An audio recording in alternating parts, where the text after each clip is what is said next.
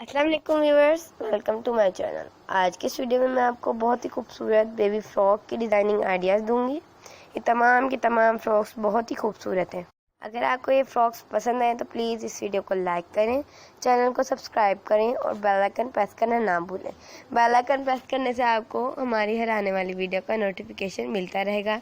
जैसे कि आपको उन वीडियो का नोटिफिकेशन मिलेगा जो कि हम डेली की रूटीन पे लगाते हैं, जैसे कि बेबी फ्रॉक की डिज़ाइनिंग आइडियाज़, कटिंग स्टिचिंग के ट्यूटोरियल और बहुत सी ऐसी डिज़ाइनिंग आइडियाज़ जिनसे आप इंफॉर्मेशन हासिल कर सकती हैं। और अगर आप हमारे चैनल का विजिट करेंगी, चैनल में भी आपको बहुत ही ऐसी डिज़ाइनिंग आइडियाज़ मिलेंगी जिनसे आप कट और स्टिच कर सकती हैं अपने फ्रॉक और आपकी बेबी को पहना सकती हैं।